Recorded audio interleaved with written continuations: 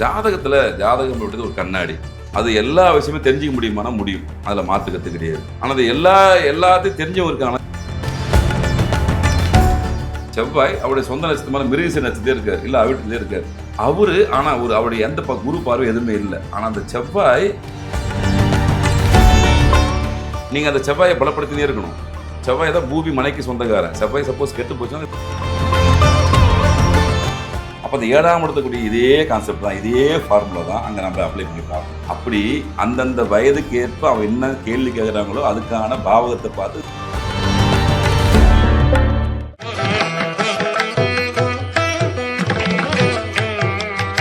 Sir வணக்கம். வணக்கம்மா. Sir ஒரு பதிவுலையுமே நல்ல தகவல் கொடுத்துட்டு இருக்கீங்க. இப்போ அடுத்து பார்த்தீங்கன்னா நம்ம வாழ்க்கைக்கு அத்தியாவசியமான ஒன்று அப்படின்னு பார்த்தோம்னா பணம், பொருளாதாரம். நம்ம பணம் இருந்தால் மட்டும்தான் ஏதாவது ஒன்று வாங்க முடியும், ஏதாவது ஒன்று எங்கேயாவது போகணும்னு நினச்சா கூட போக முடியும். அப்படி பார்க்கும்போது ஜாதகத்தில் இந்த அமைப்பு இருந்தால் மட்டும்தான் பொருளாதார ரீதியான வளர்ச்சி இருக்கும், இந்த அமைப்பு இல்லை அப்படின்னா பொருளாதார ரீதியான வளர்ச்சி இருக்காது அப்படின்ற மாதிரியான கிரக அமைப்புகள்லாம் இருக்கும்.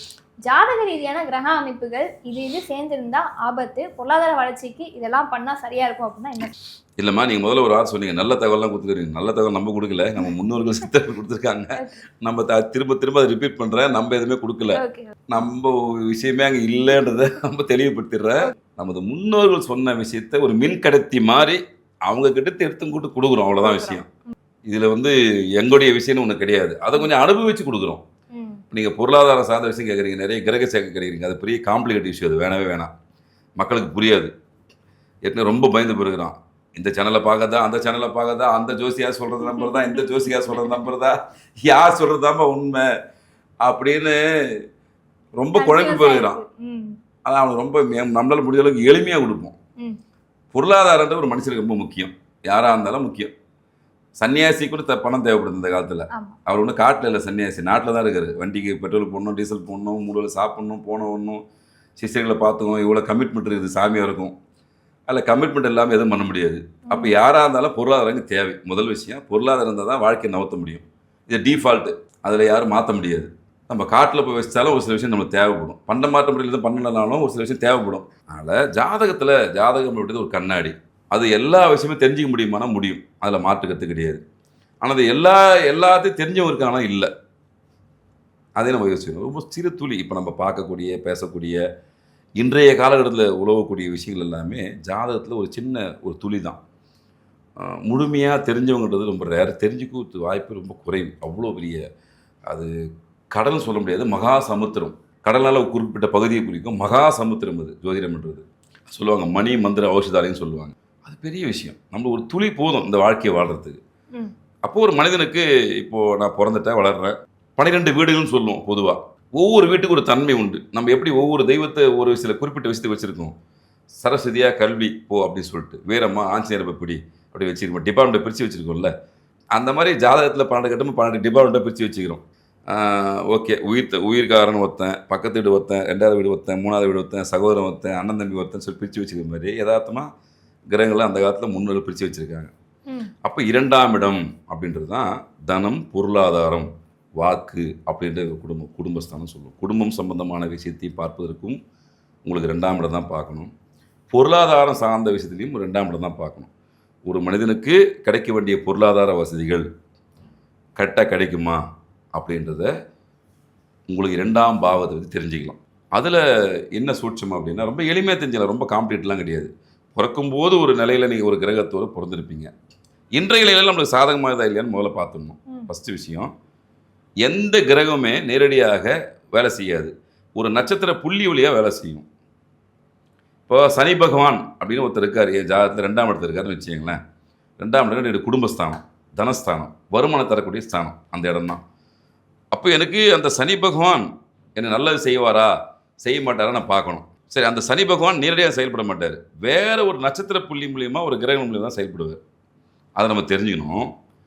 அந்த கிரகம் நமக்கு நன்மையாக இருக்குதா நன்மை இல்லாமல் இருக்குதா, இவ்வளோ தான் கான்செப்ட். அதை சொல்லுவாங்க 6, 8, 12 மறையக்கூடாது, மறைவு சார்ந்த போகக்கூடாது. சப்போஸ் மறைவு சார்ந்த போட்டாலும் குரு பகவான் பார்த்தாருன்னா குரு பார்க்க கோடி புண்ணியம் தப்பிச்சிடலாம். அந்த பார்வைக்கு தான் அவர் உட்கார்ந்த இடத்த விட பார்வை தான் ரொம்ப பவர் அதிகம் குரு பகவானுக்கு. அப்போது அந்த 2ஆம் இடம் அப்படின்றது பொருளாதாரம் சார்ந்த இடம். அதில் நின்ற கிரகங்களுடைய நட்சத்திர புள்ளி என்ன, அந்த நட்சத்திர புள்ளி எந்த கிரகத்தை குறிக்குது, அந்த கிரகம் என்னுடைய ஜாதகத்துல நல்ல இடத்துல உட்காந்துக்குதா இல்லை நல்லா இல்லையா, இவ்வளோ தான் பார்க்கணும். நல்லா இல்லைன்னா அதை ஒரு சமநிலைப்படுத்துவதற்கான ஒரு சின்ன சின்ன டிப்ஸை வந்து கொஞ்சம் பேலன்ஸ் பண்ணுறதுக்கான விஷயத்தை பண்ணலாம். அது ஒருத்தர் சுய ஜாதகத்தில் பார்க்க வேண்டிய விஷயம். கண்டிப்பாக அதை மேம்படுத்த முடியுமானா முடியும். ஆனால் இது ப்ராசஸ் பெருசு. சொல்லி கொடுத்தா அதை கரெக்டாக ஃபாலோ பண்ணணும். 10 நாள் செஞ்சுட்டுலாம் விட்டுறக்கூடாது. ஒன்றும் இல்லை, இப்போ ஒருத்தருக்கு 2ஆம் இடம் வலுப்படும். நம்ம முருகப்பெருமான் இருக்கார். முருகப்பெருமான் அவருடைய சொந்த நட்சத்திரத்திலே இருக்கார். 2ஆம் இடத்துல செவ்வாய் இருக்கார். செவ்வாய் அவருடைய சொந்த நட்சத்திரமான மிருகசீரிஷ நட்சத்திரத்திலே இருக்கார். இல்லை அவிட்டத்திலே இருக்கார். அவருடைய சொந்த நட்சத்திரத்திலே இருக்கார். வேற எதாவது பொறுப்பு கொடுக்கல அவர். நானே பார்த்துக்கிறோம் அந்த வீட்டை இருக்கார் அவர். ஆனால் அவருடைய எந்த குரு பார்வை எதுவுமே இல்லை. ஆனால் அந்த செவ்வாய், அந்த 2ஆம் இடத்துடைய அதிபதி செவ்வாய் என்ன பண்ணுறாருன்னா 6, 8, 12 போய் மறைஞ்சிட்டாரு. மறைவு சாந்தப்படவே வச்சுங்களேன். அப்போ அது எனக்கு பிரயோஜனம் இல்லை. அப்போ அந்த செவ்வாயை வலுப்படுத்தக்கூடிய விஷயம் நம்ம தொடர்ச்சியாக பண்ணணும் லைஃப் லாங். ஆனால் ஜாதகத்தில் இந்த இடத்த வந்து இந்த கிரகத்தை கிரக அமைப்பை மாற்ற முடியுமா கேட்டால் அது முடியாது. யாராலும் மாற்ற முடியாது. அப்படியே தான் இருக்கும். நம்ம அதை பார்த்து தெரிஞ்சுக்கிறோம். ஓ, இவர்கிட்ட பொறுப்பு பிடிச்சிருக்காரு. அவர் நம்ம சாதகமாக இருக்காரா இல்லையா? சாதகமாக இல்லை. அவர் சாதகமாக பண்ணுறதுக்கு பேர் தான் சாதகம். என்ன பண்ணலாம் பெட்ரு? இப்போ செவ்வாயை பலப்படுத்தணும் ஒரு ஜாதகருக்கு. அதுக்கு குடும்பஸ்தானம் செவ்வாய் தான் அவருக்கு.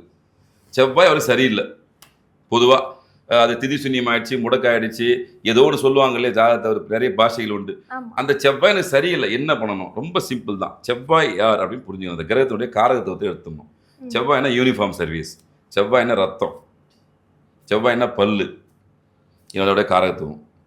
அப்போ இது சார்ந்த விஷயத்தில் நம்ம உதவி செய்யணும். செவ்வாய்னா சகோதரன். நம்ம சகோதரன் நல்லபடியாக உதவி செஞ்சோம்னா செவ்வாய் நம்ம பலப்படுவார். செவ்வாய்னா அவருடைய அதிபதி யார்? முருகப்பெருமான். அப்போ முருகப்பெருமானுக்கு சேவை செய்ய செய்ய உங்களுக்கு செவ்வாய் பலப்படும். நல்லா இல்லைன்னா அப்போ செவ்வாய்னா துவரம்பருப்பு. அப்போ முருகப்பெருமானுக்கு துவரம்பருப்பு வச்சு வணங்குறது நல்லது. அப்போ செவ்வாய்னா ரத்தம். ரத்த தானம் கொடுப்பது சிறந்தது. 3 மாதத்துக்கு ஒரு முறை, 6 மாதத்துக்கு ஒரு முறை, கண்டினியூ ப்ராசஸ். நீங்கள் அந்த செவ்வாயை பலப்படுத்தினே இருக்கணும். செவ்வாய் தான் பூமி மனைக்கு சொந்தக்காரன். செவ்வாய் சப்போஸ் கெட்டு போச்சுன்னா வீடு மனை அமையாது. எவ்வளோ வீடு வேணும் ட்ரை பண்ணாலும் கடைசி வரைக்கும் அவனுக்கு அமையாது. ஏன்னா அவனுக்கு கிரகம் கெட்டு போச்சு, அவனுக்கு வரது வாய்ப்பே இல்லை. செவ்வாய் கெட்டு போச்சுன்னா பல்லில் பிரச்சனை வந்துடும், வாயில் பிரச்சனை வந்துடும், தடுமாறி பேசுவான், பல்லுக்குள்ள அப்போ போய் ஈரல் சம்மந்தமான பிரச்சனை வந்துடும், பல் சொத்தை வந்துடும். இதெல்லாம் அந்த கிரகம் கெட்டு போச்சுன்னா வந்துடும். அப்போ அதை சரிப்படுத்தி யூனிஃபார்ம் சர்வீஸ் யார்? சீருடை பணியாளர்கள், டிஃபென்ஸு, போலீஸு, மருத்துவர்கள், மருத்துவ பணியாளர்கள், இவங்க எல்லாமே செவ்வாயினுடைய ஆதிக்கத்துக்கு எழுதி வரவங்க. அப்போ அவங்களுக்கு மாரல் சப்போர்ட் நீங்கள் செய்ய செய்ய என்ன ஆகும்னா உங்களுக்கு செவ்வாய் பலப்படுவார். அப்போ வீட்டுக்குள்ளே என்ன பரிகாரம்? வாழ்வியல் செவ்வாய்னா சகோதரன். உங்களை சகோதரன் நல்லபடியாக பார்த்துட்டுன்னா உங்களுக்கு நல்ல விஷயம் நடக்க ஆரம்பிக்கும். அப்போ முருகப்பெருமான் டேரெக்டாக அந்த தேவதை யார்? முருகப்பெருமான். அப்போ முருகரை போய் தொடர்ச்சியாக நீங்கள் லைஃப் லாங் அவர் வணங்கிட்டே வந்தோம்னா அந்த கெடுபடலும் கம்மியாகிடும். ஏன்னா பிறக்கும் போது அவங்களுக்கு சரியில்லை. சப்போஸ் கோச்சாரத்தில் வரும்போதும் அதே கெட்ட விஷயம் தான் அவர் பண்ணுவார். நல்லப்படுறதுக்கு வாய்ப்பு இல்லையே. அப்போ நீங்கள் முதல்ல இந்த ப்ராசஸை பண்ணணும். அப்படி அந்த 2ஆம் இடத்துக்குரிய அதிபதி யார்? அந்த அதிபதி நின்ற நட்சத்திரம் எது? அந்த நட்சத்திரக்கான கிரகம் எது? அந்த கிரகம் என் ஜாதகத்தில் நல்லா இருக்கா நல்லா இல்லையா? இவ்வளோ நம்ம பார்க்கணும். நல்லா இல்லைன்னா அக்செப்ட் பண்ணிக்கணும், நல்லா இருக்கு அப்படின்னா அக்செப்ட் பண்ணி என்ன பண்ணணும்? அதுக்கான விஷயத்தை விரயம் பண்ணணும். விரயம் மீன் கொடுக்கணும். இப்போ ரத்த தானம் பண்ண சொன்னேன், விரயம் கொடுக்கணும். மற்றவங்களுக்கு தானம் கொடுத்துனே இருக்கும். செவ்வாய் சரியில்லை. அப்படி ஒவ்வொரு கிரகத்துக்கும் ஒரு காரகத்தை உண்டு. சூரியன் சரியில்லை. சூரியன்னா அப்பா. அப்பாவை நல்லபடியாக பார்த்துக்கணும். சூரிய நமஸ்காரம் பண்ணணும். சூரியன் ஒன்று எழுப்புறதுக்கு முன்னாடி நீ சூரியனை பார்த்துடணும். அது ஒன்று எழுப்பு வரைக்கும் நீ வெயிட் பண்ணியிருந்தா உனக்கு ஏற்கனவே சூரியன் கெட்டு போயிருக்கான், இன்னும் கெட்டு போயிடுவான். அப்போ நீ இருந்து முதல்ல அவருக்கு ஆனர் பண்ணணும். அப்போது வயதான பெரியவர்களை மதிக்கணும். அப்பா ஸ்தானத்தில் யார் இருக்காங்களோ உனக்கு தேவையான உதவியெல்லாம் செஞ்சுனே வரணும். அப்போ சிவபெருமான் வழிபடணும், காலபைரவர் வழிபடணும். தெய்வத்தில் வாழக்கூடிய மனிதர்கள் அப்பா, உங்கள் வீட்டில் அப்பா இருந்தாருன்னா நல்லபடியாக அவங்க அப்பாவை பார்த்துங்க. உங்களுக்கு சூரியனால் எந்த பிரச்சனையும் வராது. இப்படி எந்த கிரகனோட வலுவில்லைன்னு நினைக்கிறோமோ அந்த கிரகத்துக்கு வாழ்வியல் பரிகாரமாக ஒரு செய்யணும், ஆன்மீக பரிகாரமாக செய்யணும். கோயிலுக்குள்ள போகிறது ஒரு விஷயம். சுத்திர காலையில் பார்த்தா போதும். அப்போ அந்த ஒவ்வொரு கிரகத்துக்கும் ஒரு காரகத்தை நம்மளுக்கு உண்டு. சுக்கிரனா அது பெண், ஓகே. சுக்கிரன் கெட்டு போச்சு, என்ன பண்ணுறதுப்பா? அப்போ பெண்களுக்கு நிறைய உதவி செய்யுங்க, அவங்கள துன்புறுத்தாதீங்க, மனமகிழ்ச்சியாக வச்சுங்க. உங்கள் சகோதரி இருந்துச்சுன்னா அவங்களை அப்பப்போ புது ட்ரெஸ் வாங்கி கொடுத்து அவங்க சந்தோஷமாக வச்சுங்க. அவங்க தான் மகாலட்சுமி. அப்படி செய்ய செய்ய உங்களுக்கு சுக்கிரன் வலுப்படுவார், கெட்டது பண்ண மாட்டார். சுக்கிரன் கெட்டு போச்சுன்னா கண்டிப்பாக 42 வயசு சுகர் வந்துடும், கண்டிப்பாக எட்டி பார்க்கும். முதல்லேருந்தே மொச்சக்கொட்டையை சாப்பிடுங்க. மொச்சக்கொட்டை ஒரு தானியம் சுக்கிரனுக்கு. ஒரு உணவு ரீதியாக மொச்சக்கொட்டையை சேர்த்து சாப்பிட்டுனே வாங்க. மற்றவங்களுக்கு கொடுங்க, உதவி செய்யுங்க. திருமணம் ஆகாத கன்னி பெண்களுக்கு நீங்கள் கொடுக்கக்கூடிய சின்ன சின்ன உதவிகள் உங்களை சுக்கிரனுக்கு பலப்படுத்தும். இப்படி நீங்கள் வாழ்வியல் ரீதியாக எந்த கிரகம் உங்களுக்கு வலிமை இல்லையோ அந்த கிரகங்களோட வலிமையை சேர்த்துக்கணும். அப்போது ஒரு மனிதனுக்கு முக்கியமான பங்களிப்பு 2ஆம் இடம். அப்போ அந்த 2ஆம் இடத்தை நீங்கள் பார்த்தே தீரணும். ஓகே, எனக்கான அந்த 2ஆம் இடத்தை கொடுக்கக்கூடிய கிரகம் எது, தெய்வம் எது, அவர் நல்லா இருக்கா நல்லா இல்லையா, இது நீங்கள் பார்க்குற ஜோசியர்கிட்ட போய் தயவு செஞ்சு கேளுங்க. ஐயா எனக்கு பொருளாதாரம் ரொம்ப சிக்கலாக இருக்குது, எனக்கு 2ஆம் இடம் நல்லா இருக்குதா இல்லையா கேட்டுங்க. 2ஆம் இடத்துல கிரகம் நல்லா இருக்குதுன்னு கேட்டுங்க. இல்லை சரியில்லைன்னா என்ன பண்ணுறது, இந்த டிப்ஸை ஃபாலோ பண்ணிக்கங்க. எல்லாத்துக்குமே இங்கே வழி உண்டு, குறைக்கலாம், கொஞ்சம் மேம்பாடு அடைய வைக்கலாம். இப்போ திருமணம் ஆயிடுச்சு ஒருத்தருக்கு அப்படின்னும் போது அவங்க இணைவு ஜாதகம் வேலை செய்யும். மனைவினுடைய நல்ல விஷயங்களும் உங்களுக்கு நல்ல விஷயங்களும் எல்லாமே அதை பற்றி 2 இணைவன்னு சொல்லுது, அதுவும் உங்களுக்கு வேலை பண்ண ஆரம்பிக்கும். ஆனால் எதுவாக இருந்தாலும் உங்கள் பிறப்பு ஜாதகத்தின் அடிப்படையில் அந்த நட்சத்திர புள்ளி நின்ற கிரகம் நல்லா இருந்ததுன்னா மேக்ஸிமம் பிரச்சனை இல்லை. நல்லா இல்லைன்னா இந்த ப்ராசஸை கண்டினியூ ப்ராசஸாக பண்ணணும். எந்த கிரகம் ஒரு கிரகம் நம்மளுக்கு சாதகமாக இல்லையோ அதுக்கான பொருட்களை நீங்கள் தானம் அளிக்க வேண்டும், விரயம் செய்ய வேண்டும். கோயிலுக்கு கொஞ்சம் கொடுக்கணும், மற்றவங்க கொடுக்குறது தானம். அது உணவுப் பொருளை கொடுக்கணும். இப்போ சந்திரன் உண்மையிலே உங்களுக்கு சரியில்லைன்னு சொன்னால் நீங்கள் லைஃப் லாங் அன்னதானம் பண்ணே வந்தீங்கன்னா உங்களுக்கு சந்திரன் அடிப்படை எந்த பிரச்சனையும் வராது. அன்னதானம் அதுக்கு 100 பேருக்கு அடிப்படை சொல்ல 10 பேருக்கு வாங்கி கொடுத்தாலும் அன்னதானம் தான், ஒருத்தருக்கு வாங்கி கொடுத்தாலும் அன்னதானம் தான். அப்படி இந்த கிரகத்துடைய காரகத்துவ பொருளை நீங்கள் ஒன்று தெய்வத்துக்கு கொடுக்கலாம், சக மனிதனுக்கு கொடுக்கலாம். இப்போ குரு பகவான் சரியில்லை, நம்ம கற்றுக் கொடுக்குற அனைவருமே குரு பகவான் தான். யார் கற்று கொடுத்தாலும் நம்ம ஒரு குருவாக அவங்களை ஏற்றுன்னு பண்ணணும். அப்போது சுவாமிமலை முருகப்பெருமான வழிபடுற அவர் குருவாக இருந்தவர் பண்ணவர், அவருக்கு வழிபடிடலாம். மஞ்சள் வஸ்திரத்தை இறைவன்கிட்ட கொடுக்கலாம், மஞ்சள் வாழைப்பழத்தை கொடுக்கலாம். இப்படி அந்த மஞ்சள் காரகத்துடைய பொருள் இதெல்லாம் இறைவனுக்கு கொடுக்கலாம், சக மனிதனுக்கு கொடுக்கலாம். எந்த கிரகம் வந்து சரியில்லையோ அந்த கிரகத்துக்கு ஏற்ற மாதிரியான இவ்வளோதாம்மா ஜாதகம். நீங்கள் பெருசாலாம் போய் மண்டையை குழப்பிட்டு அவசியமே இல்லை. இது எது தேவையோ அதை பயன்படுத்திக்கணும். இப்போ நீங்கள் கேட்டது பொருளாதாரம். அப்போ எனக்கு ஒரு நல்ல கடன் வேணும் ஒருத்தர் கேட்குறாங்கன்னா 7ஆம் இடத்தை பார்க்கணும். அப்போ அந்த 7ஆம் இடத்துக்கூடிய இதே கான்செப்ட் தான், இதே ஃபார்முலா தான் அங்கே நம்ம அப்ளை பண்ணி பார்க்கணும். அப்படி அந்தந்த வயதுக்கு ஏற்ப அவன் என்ன கேள்வி கேட்குறாங்களோ அதுக்கான பாவகத்தை பார்த்து விஷயம் முடிக்கூடியது தான் ஜாதகம். எனக்கு கல்வின்னு சொல்கிறார், ஆரம்ப கல்வி 2ஆம் இடம். என் பையன் இப்போ எல்கேஜி யூகேஜி போகிறாம இப்போ நல்லா படிப்பானா, நல்லா படிப்பானா, அந்த ஆரம்ப கல்வி இதை பார்க்கணும். மேற்படிப்பு 4ஆம் இடத்தை பார்க்கணும், அந்த இடம் நல்லா இருக்குதா, என்ன படிக்கலாம், அவனுக்கு என்ன படிக்க வச்சா நல்லா இருக்கும். அப்போ அவனுக்கு படிப்புக்கான கிரகம் எது, அந்த கிரகம் என்ற நட்சத்திர புள்ளி எது, அந்த புள்ளிக்கான கிரகம் நல்லா இருக்கா நல்லா இல்லையா, ஓஹோ அதுக்கு சரியில்லையா. அப்போது சின்ன வயசுலேருந்து என்ன பண்ணணும், அதை மெருகேற்றுற விஷயத்தை அவனுக்கே கற்றுக் கொடுக்கணும், நம்மளும் செய்யணும். கிட்டேருந்து நம்ம ஃபாலோ பண்ணணும் ஒரு ஏஜ் வரைக்கும், அதுக்கப்புறம் அவன் செய்யணும். அப்படியே நமக்கு சாதகமான கிரகத்தை மேலும் வலுவூட்டுறதுக்கு ஒரு விஷயம் செஞ்சுக்கணும். சாதகம் இல்லாத கிரகத்தினுடைய விஷயங்களை விரயம் செய்ய வேண்டும், தானம் அளிக்க வேண்டும். உங்களுக்கு கொடுக்க தான் வரும், கொடுக்கணும், நீங்கள் அதை மனமூந்து தரணும். அப்படி ஒவ்வொரு கிரகத்துக்கும் ஒரு உணவுப் பொருட்கள் உண்டு, மனிதர்கள் உண்டு, தெய்வங்கள் உண்டு. உங்களுக்கு எது அது சாதகமோ அதை பயன்படுத்திக்கணும். என்னால் பொருளாதார இதை ஹெல்ப் பண்ண முடியும்னா பொருளாதாரத்தை கொடுக்கலாம், பொருளை கொடுக்க முடியும்னா பொருளை கொடுக்கலாம். ஒருத்தர் 3ஆம் இடம் கம்யூனிகேஷன் கெட்டு போச்சு, நாங்கள் சொல்லுவோம் இப்போ அவங்க ஃப்ரெண்டுக்கு யாராவது மொபைல் ஒன்று வாங்கி கொடு. 3ஆம் இடம் கம்யூனிகேஷனாக மொபைல் தான், கம்யூனிகேஷன் பேச்சு, ஒரு நல்ல மொபைலை வாங்கி கொடு, உனக்கு 3ஆம் இடம் வலுப்படும். உன் தம்பி இருக்காப்லையா, அவர் நல்ல மொபைல், அவர் நீ கேட்காது, நீயே வாங்கி கொடு, அவனுக்கு நீ வாங்கி கொடு, அவன் சந்தோஷப்படுத்து. அப்போ 3ஆம் இடம் முயற்சி ஸ்தானம் வலுவடையும். நீங்கள் எடுக்கக்கூடிய முயற்சிகள் உங்களுக்கு தோல்வி அடையாது, உங்களை காப்பாற்றும். இப்படி உன்னை சுற்றி இருக்கிற ஆளுங்களையே அந்த கிரகத்தை வச்சு நம்ம கணக்கு போட்டுக்கலாம். ஒன்று நீங்கள் அவங்களுக்கு செய்யலாம், இல்லை மக்களுக்கு செய்யலாம், இல்லை இறைவனுக்கு செய்யலாம்.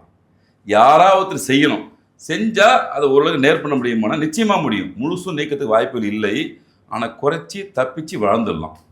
அதனால் இதுதான் அந்த ஒரு அடிப்படை ஃபார்முலா. இதை பார்க்கக்கூடிய மக்கள் தயவு செஞ்சு நீங்கள் பார்க்கக்கூடிய ஜோதிடர்கிட்ட கேளுங்க, ஐயா எனக்கு லைஃப் லாங் பொருளாதாரம் நல்லபடியாக இருக்கணும், அதுக்கு எந்த தெய்வத்தில் பிடிச்சா நல்லாயிருக்கும், நீங்கள் தான் கேள்வி கேட்கணும். இங்கே புது ஜாதகம் தயவு செஞ்சு பார்க்காதீங்க, பொதுவாக பாருங்கள் சாமி எனக்கு எப்படி இருக்குது, பொதுவெல்லாம் வேணாம் ஐயா, தயவு செஞ்சு பொதுவே வேணாம். எனக்கு உங்களுக்கு என்ன வேணும், இப்போது பொருளாதாரமா, திருமணமா, கல்வியா, இல்லை ஏஜ் ஆகிடுச்சியா, என்னென்ன எனக்கு வியாதி வரதுக்கு வாய்ப்பு இருக்குது, நான் எதை பாதுகாப்பான ஒன்று சாப்பிட்டா நல்லா இருப்பேன், விதி உங்களுக்கு விடாது. என்னதான் நாங்கள் சொல்லி அமிச்சாலும் நீங்கள் அதான் இப்போ பண்ண போகிறீங்க, அது 2ஆவது விஷயம். ஆனாலும் கேட்டுக்கங்க, அந்த தாக்கத்துலேருந்து கொஞ்சம் தப்பிச்சிக்கலாம். அப்போ நீங்கள் கேள்வி கேட்க தான் இங்கே விஷயங்கள் பிறக்கும். அப்போது ஒரு ஜோதிடர்கிட்ட போகும்போது கொஸ்டினோட போங்க, எனக்கு இதெல்லாம் தேவை, இதில் பார்த்து சொல்லுங்கன்னா அவருக்கு நேரம் கொடுங்க. அப்போ தான் ஆய்வு பண்ணி சொல்ல முடியும். இது ரிசல்ட் காப்பி கிடையாது, டக்குன்னு எடுத்துன்னு சொல்கிறதுக்கு ஆய்வு பண்ணணும். கொடுக்கக்கூடிய விஷயத்த தெளிவாக கொடுக்கணும். அப்போதுக்கு ஆய்வு பண்ணி பார்த்து ரிசல்ட் கொடுக்கும்போது ரிசல்ட்டை ஃபாலோ பண்ணுங்கள் லைஃப் லாங். 1 மாதம் பண்ணிட்டு 2 மாதம் பண்ணிட்டு நடக்காது. நீங்கள் பண்ண கர்மா எக்கச்சக்கம் இருக்கும். நம்ம இதை தாண்டி என்ன பண்ணுவோம்னா, அவன் கர்மா கழிக்கக்கூடிய விஷயத்தையும் உள்ளே கொடுப்போம், அவன் சொல்லாமே கொடுப்போம். அதை அவன் மெல்ல மெல்ல செய்யும்போது மட்டும்தான் கெட்ட கர்மா வெளியே போய் நல்ல கர்மா உள்ளே வரும். சாமி நான் 2 மாதம் பரிகாரம் மட்டும் நடக்கலன்னா அது நடக்காது. இங்கே நம்ம மக்கள் என்னென்னா பரிகாரம் பண்ண உடனே நடந்தோன்னு நினைக்கிறான். நான் சொல்லி அனுப்புவேன், ஐயா பரிகாரம் உங்கள் தேவைக்கு பண்ணுறது, ஆனால் பரிகாரம் பண்ணோன்னே நடந்தணும்னு சொல்லிட்டு இறைவன்ட்ட போய் சங்கல்ப வச்சிங்கன்னா நடக்காது. இந்த பரிகாரம் கர்மாவை பறிக்கிறதுக்கு சரணாதி அடைஞ்சிட்டேன், நான் செய்கிற பார்த்துக்கன்னு சொல்லிட்டு வந்துட்டிங்கன்னா நடக்கும். நான் பண்ணிட்டேன் எனக்கு நடக்கணும்னு சொன்னால் நீங்கள் அங்கே வந்து அவர்கிட்ட கட்டளை இட்டிங்கன்னா வேலை நடக்காது. நான் செஞ்சால் கொடுப்பேன்னா என்ன அர்த்தம்? செய்யுங்கன்னு சொல்கிறோம், செஞ்சால் நல்லதுன்றோம். செஞ்சு போடுங்க, என்ன ஒரு ரூபா செலவு பண்ண போகிறீங்களா? நம்ம சொல்லக்கூடிய விஷயத்தில் எதுக்குமே அதிகபட்சம் போனால் உங்களுக்கு 100 500 செலவு இருக்கும் அதிகபட்சம் சொன்னால். இப்போ மொபைல் வாங்கி தரணும்னா உங்களுக்கு விருப்பம், நீங்கள் 10,000 ரூபாய் வாங்கி தரலாம், 1000 ரூபாய்க்கு தரலாம், 1 லட்சத்துக்கு வாங்கி தரலாம். அது உங்கள் பொருளாதார சார்ந்த விஷயம். அதுக்கு மனசு முதல்ல வேணும். அந்த மனசு தூய்மையான மனசோடு நீங்கள் அதை கொடுத்தீங்கன்னா உண்மையிலே அந்த பரிகாரம் வேலை செய்யும். பரிகாரம் சொல்லிட்டாரு இவர், அதுக்காக நான் வாங்கி தரேன் அப்படின்னு வேலை செய்யும்.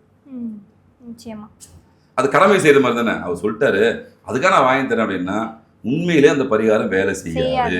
மனப்பூர்வமாக ஓஹோ நம்மளுக்கு இந்த இடம் கெட்டு போச்சு, கெட்டு போனதை சரி பண்ணுறதுக்காக அவர் சொல்கிறாரு, அப்போ அது நம்ம இப்போ செஞ்ச கர்மாவை நம்ம தான் அனுபவிக்கணும். அப்போ அந்த மனப்பூர்வமாக நம்ம விஷயம் செய்யும்போது தான் நம்ம நடக்கும்னு சொல்லி நீங்களே மைண்டுக்குள்ள மனப்பூர்வமாக ஃபிக்ஸ் ஆகி, ஐயா நான் இதை கண்டிப்பாக செய்கிறேன், அவரும் நல்லா இருக்கட்டும் நானும் நல்லா இருக்கணும், 2 பேருக்குமே நல்லா இருக்கணும் பார்த்து இறைவன் செஞ்சு இறைவன்கிட்ட சொல்லிட்டு செய்யும்போது கண்டிப்பாக அந்த விஷயம் நல்லபடியாக முடியும். நான் செஞ்சிட்டேன் எனக்கு நடக்கணும்னு சொல்லும்போது நிச்சயமாக அந்த பரிகாரம் என்பது பலிக்காது. இதுதான் விஷயம். ஜாதகத்தில் எந்த கிரக அமைப்பு எப்படி இருந்தது அப்படின்னா பொருளாதார வளர்ச்சி இருக்கும் வீழ்ச்சி இருக்கும் அப்படின்றதுக்கு ஒரு விளக்கம் கொடுத்துருக்கீங்க. இதை மட்டும் தெரிஞ்சுக்கிட்டா போதும்ப்பா, ரொம்ப போட்டு காம்ப்ளிகேட்டடாக யோசிக்கவே வேண்டாம், இவ்வளோதான் விஷயம், இதை மட்டும் தெரிஞ்சுட்டு இருந்துச்சு அப்படின்னா அதை எடுத்துக்கோ, இல்லை அப்படின்னா அதுக்கு என்ன பண்ணுமோ அதை முயற்சி பண்ணு அப்படின்னு சொல்லிட்டு ஒரு அழகான விளக்கம் கொடுத்துருக்கீங்க. ரொம்ப நன்றி. நன்றி.